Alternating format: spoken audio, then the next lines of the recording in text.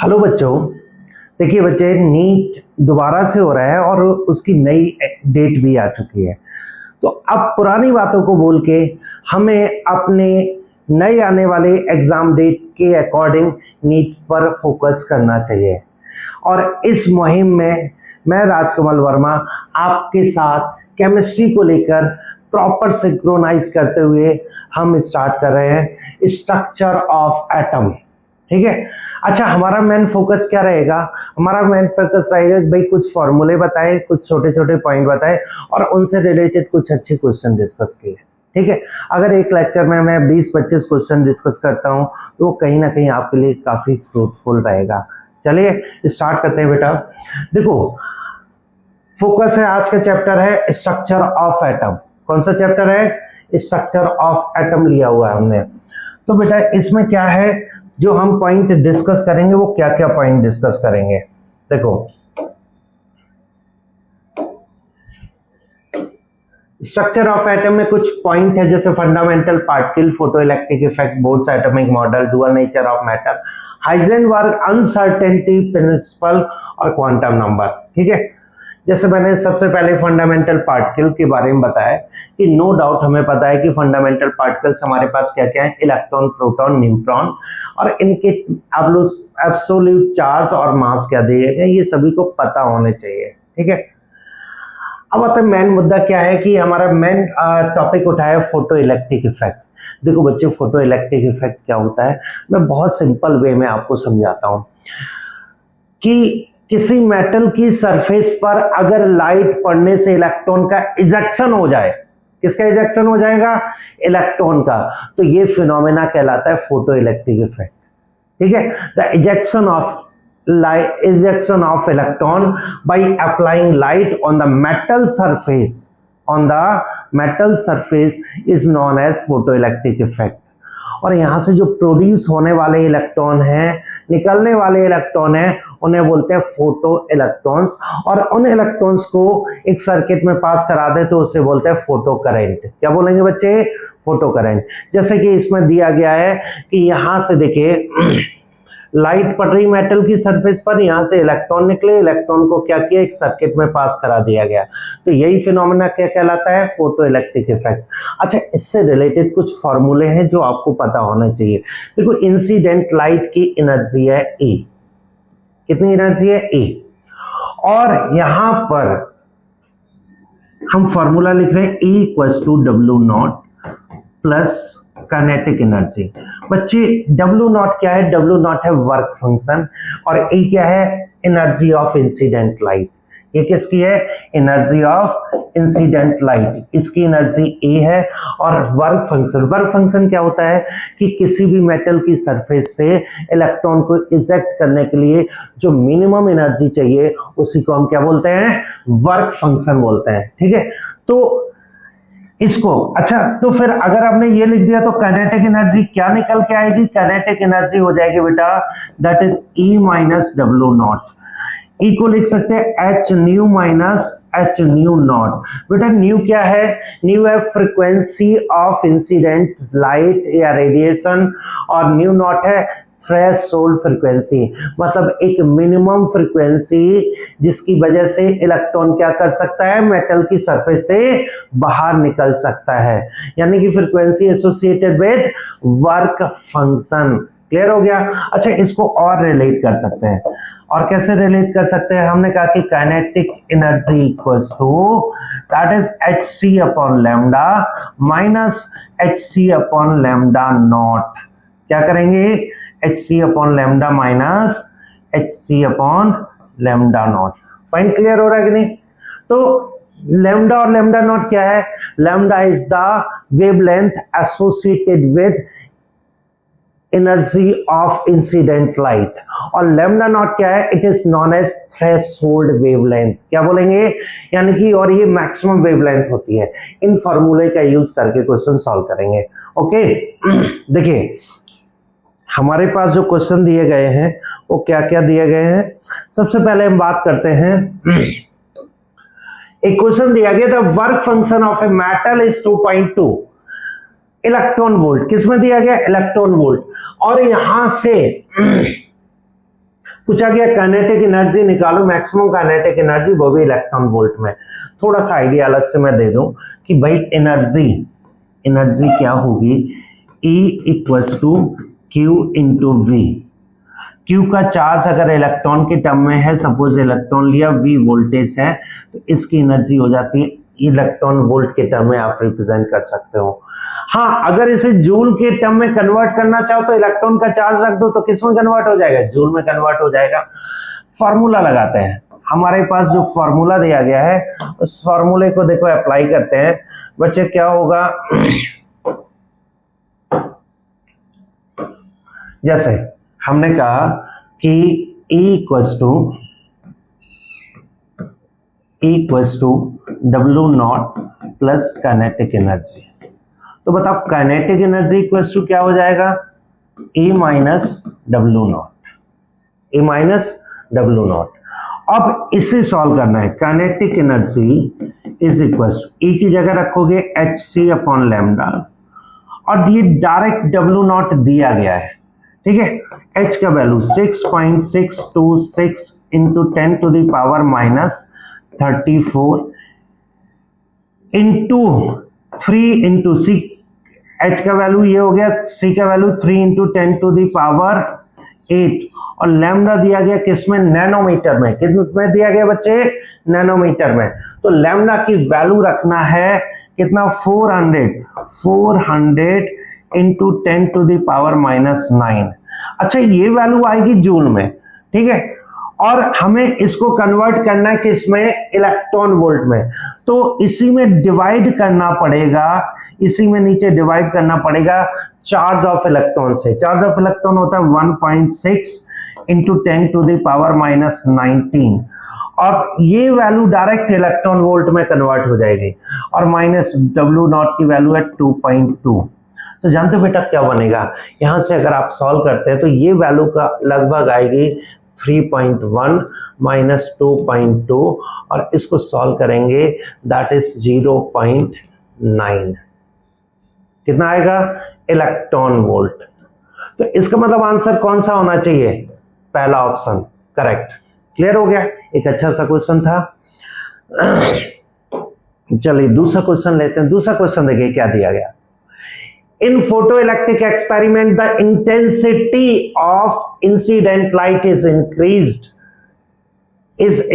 while the frequency remains constant above the threshold frequency. Then बच्चे intensity समझिएगा। Intensity का मतलब है कि जितने ज्यादा, इंटेंसिटी का मतलब है कि per unit area number of photons. अगर इंटेंसिटी बढ़ा रहे हैं तो नंबर ऑफ स्ट्राइकिंग फोटॉन्स बढ़ रहे हैं। लाइट की इंटेंसिटी बढ़ने का मतलब टकराने वाले, मेटल की सरफेस पर टकराने वाले फोटॉन्स की संख्या बढ़ रही है, तो उतने ही ज्यादा क्या निकलेंगे, इलेक्ट्रॉन्स निकलेंगे। अगर इलेक्ट्रॉन्स निकलेंगे तो उससे क्या मिलेगी, करंट। तो जितने ज्यादा इलेक्ट्रॉन निकलेंगे उतनी ज्यादा करंट फ्लो करेगी, तो हमारे पास क्या इंक्रीज होगा, increase of photoelectric current. Clear हो गया, तो इसका आंसर बनता है सी ऑप्शन। ठीक है, चलिए फिर हम बात करते हैं स्टॉपिंग पोटेंशियल। स्टॉपिंग लिखा है ना, the stopping potential for given metal is 3 volt. तो स्टॉपिंग एनर्जी जानते हो क्या हो जाएगी, इसको ऐसे लिख दो, stopping energy that is 3 into E V. Electron से मल्टीप्लाई कर दो तो स्टॉपिंग एनर्जी हो जाएगी। बेटा इलेक्ट्रॉन वोल्ट में अगर कहीं पर एनर्जी दी गई है, अगर आप इलेक्ट्रॉन रिमूव कर देंगे तो वो बन जाता है पोटेंशियल। ठीक है, तो यहां पर स्टॉपिंग एनर्जी ये होगी the maximum kinetic energy of emitted photo electron. सुनिए ध्यान से, क्या हो रहा होता है, मेटल की सरफेस से इलेक्ट्रॉन निकल रहा है। जैसे मैं ये कहूं कि भाई हमारे यहाँ पर ये इंसिडेंट लाइट है और यहां से एक इलेक्ट्रॉन बाहर निकल रहा है। जिस काइनेटिक एनर्जी से इलेक्ट्रॉन निकल रहा है उसी एनर्जी से हमने इस पे फोर्स लगा दिया, उसी एनर्जी के अकॉर्डिंग। तो क्या होगा, जैसे मैं कहूं कि 20 जूल से इलेक्ट्रॉन बाहर निकल रहा है, तो हमने बाहर से ऐसा फोर्स लगाया जिससे एनर्जी कितनी डेवलप हो गई 20 जूल। तो ये क्या कर देगा, इलेक्ट्रॉन को निकलने से रोक देगा। मतलब भाई एक तरह से आप बता सकते हो कि काइनेटिक एनर्जी मैक्स जो होगी that is stopping energy. Stopping energy को हम SE से लिख दे रहे हैं, SE। तो हमारे पास काइनेटिक एनर्जी कितनी है, स्टॉपिंग एनर्जी है 3 इलेक्ट्रॉन वोल्ट। तो एक तो ये परफेक्ट आंसर आ रहा है 3 इलेक्ट्रॉन वोल्ट। लेकिन अगर इसी को जूल में कन्वर्ट करना है, अगर इसी को जूल में कन्वर्ट करना है तो हम क्या करेंगे कि भाई kinetic energy equals to 3 electron volt, 3 into electron का charge 1.6 into 10 to the power minus 19 coulomb, और मल्टीप्लाई करिएगा तो बनेगा 4.8 into 10 to the power minus 19 joule. बच्चे आंसर ये भी सही है, लेकिन ये तो सिंगल करेक्ट आंसर है ना, सिंगल करेक्ट क्वेश्चन है ना, तो तुरंत अप्लाई करिए answer D, both B and C. Is it okay? तो ये क्वेश्चन हो गया। चलिए फिर से हम बात करते हैं, विच ग्राफ करेक्टली रिप्रेजेंट। देखो बच्चे एक बात बता दें, इस टाइम पर आपको जो वर्क करना है बहुत सोच समझ के करना है। आपके पास में अगर मैं सब कुछ निकाल दूंगी, थोड़ा बहुत प्लस माइनस 1-2 दिन ऊपर नीचे करो, तो आज डेट 16 मई है। अगर आप सिस्टमैटिक करेंगे, आप टारगेट बना लीजिए कि भाई इस टाइम से करो मरो वाली सिचुएशन है, आप टारगेट बनाइए कि भाई हमें फिजिक्स में 100 क्वेश्चन करने, केमिस्ट्री में डेली 100 क्वेश्चन करने, जूलॉजी बॉटनी में 100 क्वेश्चन करने, मतलब 400 क्वेश्चन पर डे करने हैं। और ये आप कर सकते हो, लोग कर रहे हैं। तो 10 दिन में 4000 क्वेश्चन होंगे और 1 महीने में 12000 क्वेश्चन। जब 12000 क्वेश्चन ताजे आप सॉल्व करके जाओगे और फिर एग्जाम में खड़े होगे तो आपका कॉन्फिडेंस अलग ही लेवल का होगा। तो हमें क्या करना है, अपना कॉन्फिडेंस हाई रखना है और उसके लिए उस लेवल की स्टडी भी करनी है। बच्चे आप छोटा मोटा टारगेट लेके नहीं उतरे हो मैदान में, आपका टारगेट है डॉक्टर बनना, और डॉक्टर कोई प्रोफेशन नहीं है, it is a responsibility. Clear हो गया? तो चलिए हम बात कर रहे थे किसके, which graph correctly represent the variation of maximum kinetic energy with frequency. बेटा देखो हमने जो इक्वेशन बनाया था, क्या लिखा था, अगर मैं इक्वेशन के बारे में बात करूं तो हमने इक्वेशन लिखा हुआ था, हमारे पास में काइनेटिक एनर्जी, हमारे पास में ये हमने, चलो फॉर्मूला पहले लिख देता हूं, इधर लिख दिया कि kinetic energy is equal to H nu minus H nu not, और इसको कंपेयर करिएगा y equal to M X plus C. मतलब अगर हमें इस एक्सिस पर न्यू रखना है, सॉरी इस एक्सिस पर काइनेटिक एनर्जी रखनी है और यहाँ न्यू रखना है, तो ग्राफ कैसा होना चाहिए, ग्राफिकल रिप्रेजेंटेशन आप देखेंगे तो ग्राफ के अकॉर्डिंग हमारे पास स्लोप क्या होगा h, और इंटरसेप्ट क्या होगा, इंटरसेप्ट होगा हमारे पास में that is minus H nu not, H nu not, इसे न्यू नॉट करना है, it is H nu not. तो ये जो ग्राफ जाएगा बेटा, ग्राफ कुछ इस तरह से जाएगा और इसका जो स्लोप होगा that is m equals to h, और ये वैल्यू होगी, ये value that is nu not, और ये इंटरसेप्ट होगा that is h nu naught. Clear हो गया? तो इसका मतलब ग्राफ क्या बन रहा है, अगर मैं चेक करूं तो हमारे पास बन रहा है straight line cutting the frequency axis at threshold frequency. तो ये हमारी क्या है, threshold frequency. Answer B is correct. Okay, next question देखिए, अब पॉइंट आते हैं बोर्ड्स एटॉमिक मॉडल। कौन सा बोर्ड्स एटॉमिक मॉडल? देखो कुछ छोटी छोटी बातें पता होनी चाहिए। रदरफोर्ड का जब मॉडल आया तो उसमें एक ड्रॉबैक था, वो ड्रॉबैक ये था कि इलेक्ट्रॉन न्यूक्लियस के चारों तरफ लगातार अगर चक्कर लगाएगा, इलेक्ट्रॉन न्यूक्लियस के चारों तरफ लगातार चक्कर लगाएगा, तो as per electrodynamic it must radiate the radiation energy, और किसी की एनर्जी कम होगी तो वो स्पाइरल पाथ को फॉलो करते हुए जाकर न्यूक्लियस में स्ट्राइक कर जाएगा। और न्यूक्लियस में अगर स्ट्राइक कर जाएगा बच्चे तो प्लस माइनस एक दूसरे के साथ टकराएंगे और ये तो एक दूसरे को डिस्चार्ज करेंगे, एटम का एग्जिस्टेंस ही खत्म हो जाएगा। जबकि एटम तो स्टेबल है और एटम स्टेबल है, इलेक्ट्रॉन की डिस्कवरी हो चुकी है।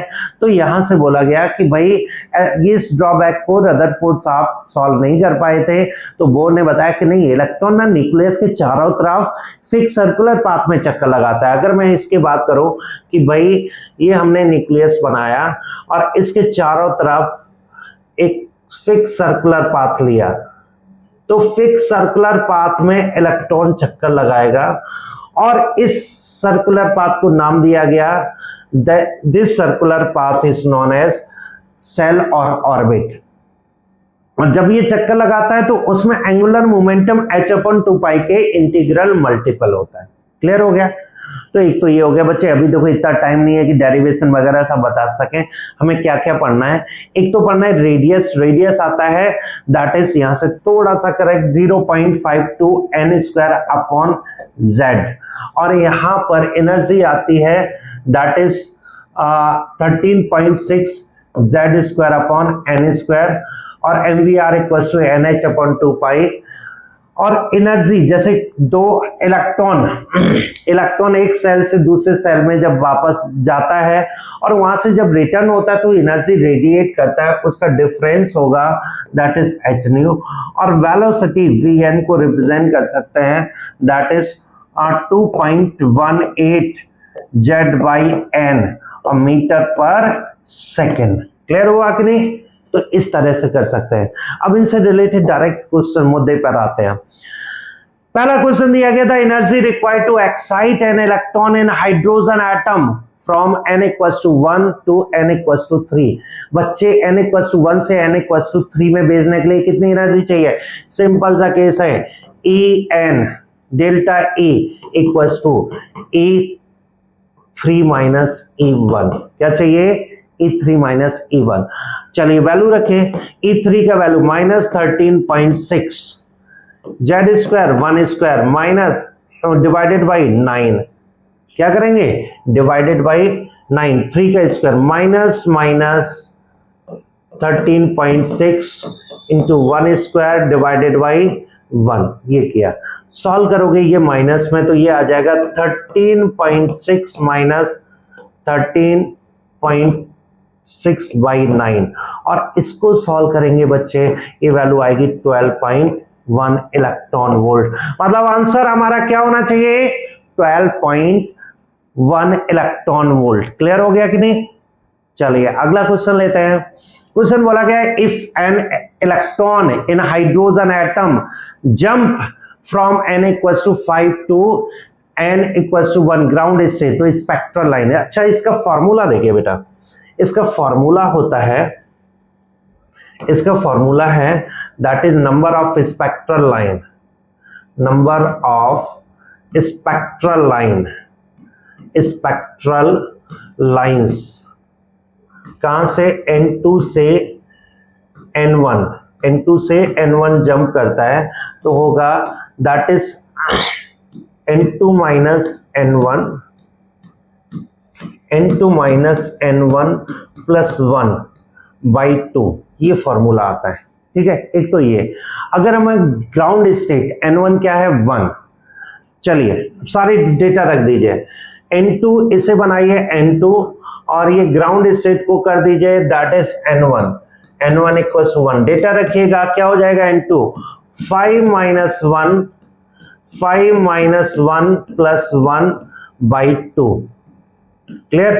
तो ये क्या हो जाएगा? 4 × 5, ये कैंसिल करो, /2, तो आंसर आया 10। तो कितनी स्पेक्ट्रल लाइन पॉसिबल है? 10। क्लियर हो गया कि नहीं? ये स्पेक्ट्रल लाइन। फिर से देखिए क्वेश्चन में क्या दिया गया है। क्वेश्चन में बच्चे दिया गया है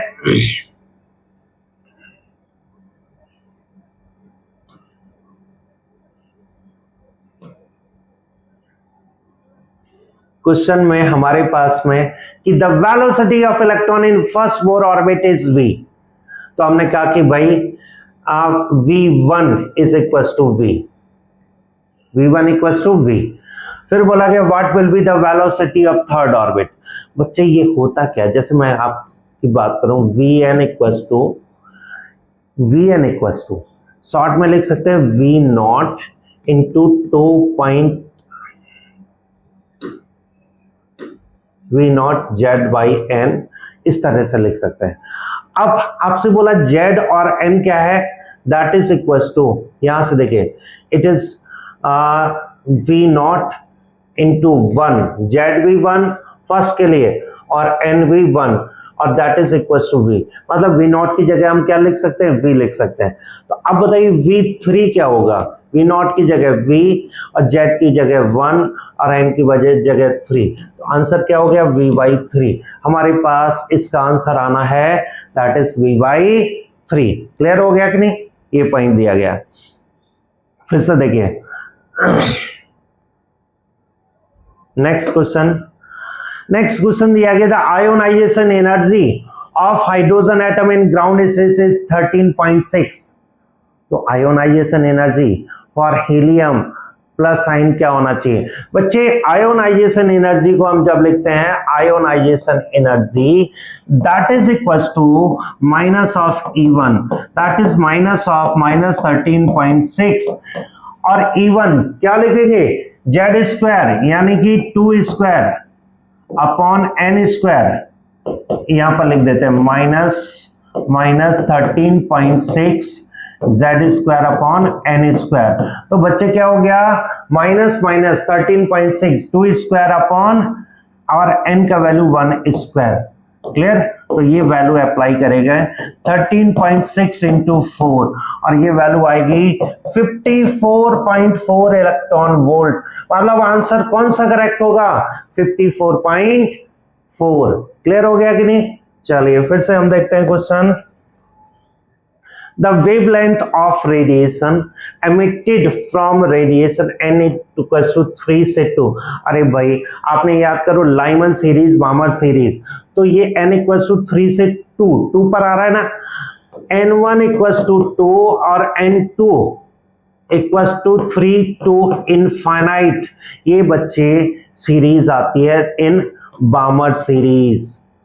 क्लियर हो गया।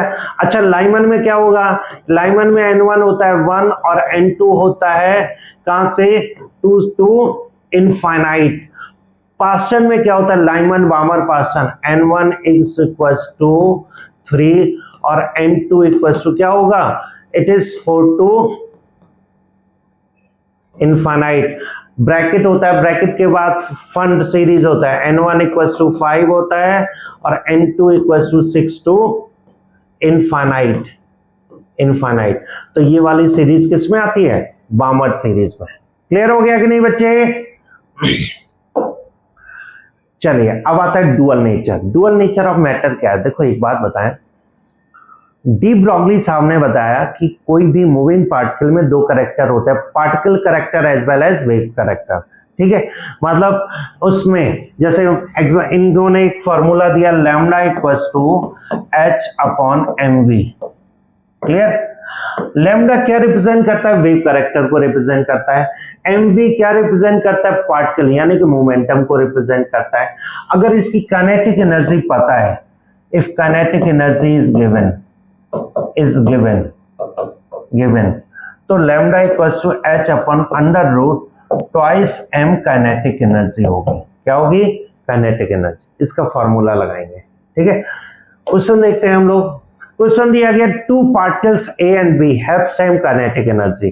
तो हमने कहा कि kinetic energy of A is equals to K लिख दिया, kinetic energy of B it is also equals to K लिख दिया। क्लियर, काइनेटिक एनर्जी के की जगह बेटर है ना ई के लिख दो तो ज्यादा अच्छा लगेगा। हम क्या करते हैं ई के लिख देते हैं।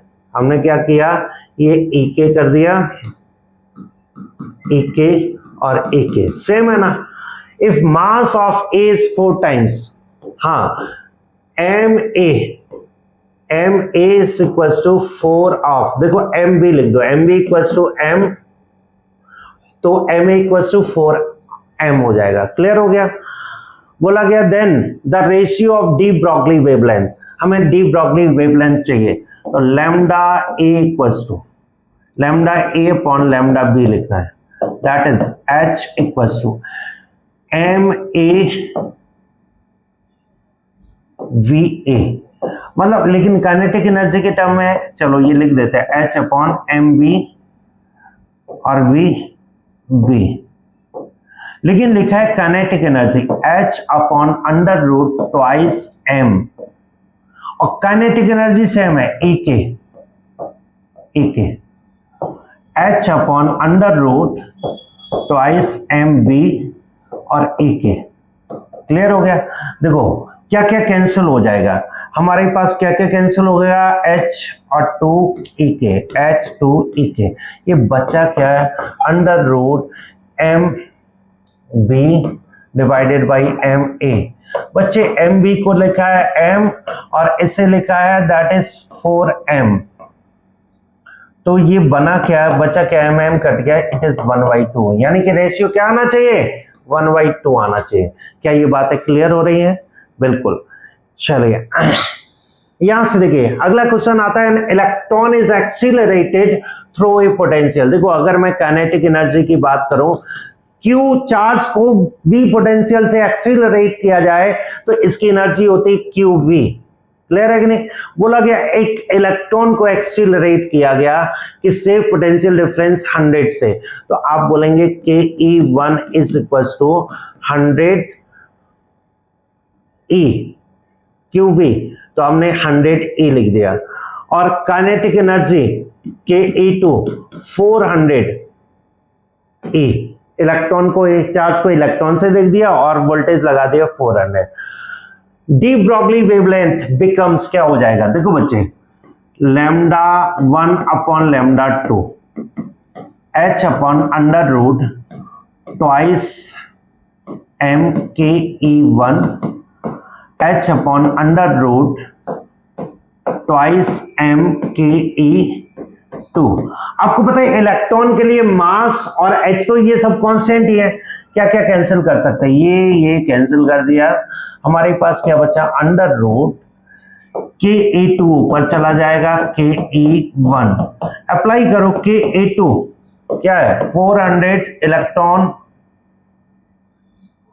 और क्या हो जाएगा 100 इलेक्ट्रॉन, आंसर क्या हो जाएगा दैट इज 4/1, दैट इज 2/1। मतलब क्या लिखोगे, इसको और एडजस्ट करो कि भाई lambda 1 upon lambda 2 equals to 2, तो लैम्डा 2 इक्वल्स टू क्या हो जाएगा लैम्डा 1/2, मतलब आधा कर दो किसको, वेवलेंथ। वेवलेंथ क्या हो जाएगी बच्चे, हाफ हो जाएगी। ठीक है, चलिए अगला क्वेश्चन आता है। बेटा देखो धड़ाधड़ क्वेश्चन हो रहे हैं, अभी आप देखना कितने क्वेश्चन हो जाएंगे। De Broglie wavelength moving for electron is inversely proportional to momentum. अरे भाई बिल्कुल सही है, पहला स्टेटमेंट इनके according lambda is equal to H upon P, तो इनवर्सली प्रोपोर्शनल, पहला स्टेटमेंट करेक्ट है। दूसरा दिया गया wave nature of matter is signify only microscopic particle, बिल्कुल करेक्ट। जो हम पढ़ रहे हैं स्ट्रक्चर ऑफ एटम उसमें बिल्कुल छोटे साइज पार्टिकल है, तो वेव नेचर किसके लिए, माइक्रो साइज पार्टिकल के लिए लैम्डा निकाल सकते हैं। ठीक है, अदरवाइज लैम्डा इतना नेग्लिजिबल होगा कि इसको कंसीडर ही नहीं किया जाएगा। तो इसमें क्या होना चाहिए, पहला लिखा है both A and B are true, assertion and reason are true but reason is correct, explanation गलत। दोनों सही है लेकिन एक्सप्लेनेशन नहीं है दूसरे का, तो आंसर क्या होना चाहिए, बी ऑप्शन होना चाहिए। ओके,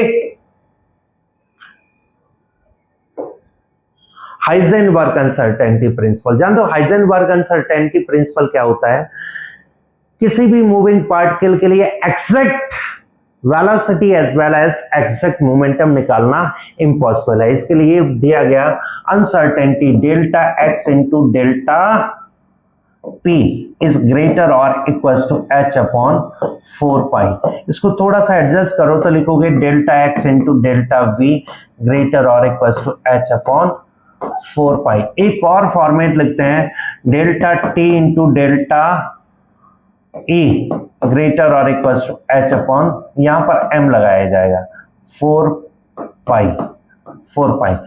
यहां पर डेल्टा एक्स को बोलते हैं अनसर्टेनिटी इन पोजीशन डेल्टा पी को बोलते हैं अनसर्टेनिटी इन मोमेंटम। बच्चे अनसर्टेनिटी या एरर एक ही बात है। ये क्या हो गया, uncertainty in velocity, uncertainty in time, uncertainty in energy. ठीक है, चलिए सीधे मुद्दे पर आते हैं, क्वेश्चंस लेते हैं हम लोग। क्या बोला गया है, it is impossible to determine simultaneously exact position as well as exact momentum of electron. बिल्कुल perfect. Electron has dual nature. Reason ही यही है कि इलेक्ट्रॉन में क्या होता है, डुअल नेचर। इसका मतलब both A and R correct and R is correct explanation. Okay, फिर से देखो, which statement is correct regarding uncertainty principle. किसकी वजह, पहला लिखा है incorrect, it arises due to wave nature. बिल्कुल परफेक्ट है। एग्जैक्ट पोजीशन मोमेंटम एक साथ नहीं निकाल सकते, ये भी सही है। Uncertainty principle is negligible for large object, ये भी सही है। मतलब आप सोचो कि भाई बस खड़ी हुई है उसके लिए निकाल लो, तो अनसर्टेनिटी क्या होगा, प्रिंसिपल अप्लाई नहीं हो पाएगा। Both position and momentum of electron can be measured exactly same time. ये गलत है, हमने क्या करना है, गलती फाइंड करना है। क्लियर, चलिए क्वांटम नंबर। अच्छा, क्वांटम नंबर होते क्या है बच्चे, चार ऐसे नंबर जो इलेक्ट्रॉन का एटम के अंदर लोकेशन बताते हैं, इन्हें बोलते हैं क्वांटम नंबर। ये क्वांटम नंबर क्लासिफाइड किए गए किस किस टाइप में, पहला है principal quantum number, principal quantum number, और इसको रिप्रेजेंट करते हैं एन से। किसे रिप्रेजेंट करते हैं, एन से। प्रिंसिपल क्वांटम नंबर बताता है location of electron in the shell, मतलब एन की वैल्यू आप 1 2 3 डॉट डॉट डॉट, ये सेल को रिप्रेजेंट करता है। दूसरा आता है एंगुलर और एजीमुथल क्वांटम नंबर। ठीक है, एजीमुथल क्वांटम नंबर ये रिप्रेजेंट करते हैं एल से, और एल रिप्रेजेंट करता है एस के वैल्यू, और एल की वैल्यू होती है 0 से n-1 तक, n-1 तक। जैसे हमने लिखा n इक्वल्स टू 3, तो एल का वैल्यू होगा 0 1 2, और ये रिप्रेजेंट करता है किसे, सब सेल को। ये एस लिख सकते हैं, ये पी लिख सकते हैं, ये डी लिख सकते हैं। ठीक है, ऐसे ही आता है third, basically it is magnetic quantum number। magnetic quantum number क्या रिप्रेजेंट करता है, बेसिकली इट डिस्क्राइब या इट टेल्स अबाउट, किसके बारे में, इट टेल्स अबाउट द, इसे एम से रिप्रेजेंट करते हैं। सब, यहां से देखिए, ये सेल के अंदर सब सेल हो गए, सब सेल, और ये बताता है किसके लिए, अबाउट ऑर्बिटल्स को रिप्रेजेंट करता है। और इसका जो वैल्यू होता है m equals to -l to 0 और टू प्लस है। जैसे हमने लिखा n इक्वल्स टू 2 लिया, l इक्वल्स टू आ गया 0,1, और m आ गया 0 के लिए 0 और 1 के लिए -1 0 और 1। क्लियर हो गया कि नहीं, मतलब 3 जो वैल्यू होगी उससे क्या करेंगे, माइनस से स्टार्ट करेंगे और कहां खत्म करेंगे, प्लस पर खत्म करेंगे। ठीक है, और एक क्वांटम नंबर आता है स्पिन क्वांटम नंबर। कौन सा क्वांटम नंबर बच्चे, spin quantum number. Spin quantum number क्या बताता है, ये बताता है स्पिन के बारे में कि एटम के ऑर्बिटल के अंदर जो इलेक्ट्रॉन प्रेजेंट हैं वो आइदर क्लॉकवाइज में स्पिन करेंगे और एंटी क्लॉकवाइज में। चलिए क्वेश्चन लेते हैं, the maximum number of electron in an atom can have, क्या हो सकता है, देखो 3 और l इक्वल्स 1, मतलब 3p के बारे में बात करें, और p में l इक्वल्स टू 1 में क्या होता है, m इक्वल्स टू होता है -1 0 और +1, मतलब यहां पर इलेक्ट्रॉन रहेंगे 3 ऑर्बिटल है, और एक ऑर्बिटल में मैक्सिमम 2 इलेक्ट्रॉन रह सकते हैं। तो बताइए कितने इलेक्ट्रॉन रहेंगे, टोटल इलेक्ट्रॉन रहेंगे 6। कितने इलेक्ट्रॉन रहेंगे, 6। How many orbitals are possible, देखिए n for n number of electrons, maximum number of electrons that is equal to 2n square, और maximum number of orbitals that is n square. अरे भाई एक orbital में 2 electron रहते हैं, तो जितने भी इलेक्ट्रॉन आए उसे 2 से डिवाइड कर दो, उतने ही ऑर्बिटल आ जाएंगे। तो हमारे पास कितना हो जाएगा 4 का स्क्वायर दैट इज 16, मतलब कितने हो जाएंगे 16 ऑर्बिटल्स हो जाएंगे। Maximum number of electron having same value of principal as n equal to 3। अभी तो बताया maximum electron equal to 2n square, मतलब 2 इंटू 3 का स्क्वायर मतलब 18। तो आंसर क्या हो जाएगा बच्चे 18 इलेक्ट्रॉन। अच्छा, विच सेट इज इम्पॉसिबल, इनमें से कौन सा सेट इम्पॉसिबल है? देखो यहां से n इक्वल टू 3 में l इक्वल टू 2 हो सकता है, m इक्वल टू -2 भी हो सकता है, ms spin quantum number plus half minus half हो सकता है, n इक्वल टू 4 में l इक्वल टू 0 भी हो सकता है, m इक्वल टू 0 भी हो सकता है, ms इक्वल टू -1 भी हो सकता है, n इक्वल टू 2 में l इक्वल टू 3 ये नहीं हो सकता है। क्यों? l की वैल्यू क्या रहती है 0 से n-1, ये तो n के बराबर हो गया, तो इसका मतलब इनकरेक्ट ऑप्शन यही है। तो बच्चे हमने ढेर सारे क्वेश्चन किए, और अब सभी को बड़ा सा थैंक यू, और इसी तरह से आप लगे रहिए और हम वीडियो लगातार आपको भेजते रहेंगे। आप वीडियो को लाइक करिए, सब्सक्राइब करिए। अच्छा, उसी के साथ हमने एक लिंक भी दिया है कि हमारे मतलब चैनल के साथ में हमने एक वेबसाइट का लिंक भी दिया है, उसे जरूर देखिएगा। ठीक है, कोई दिक्कत हो तो आप उसमें कांटेक्ट भी दिया है, कांटेक्ट कर सकते हैं। ओके, गुड लक बच्चों।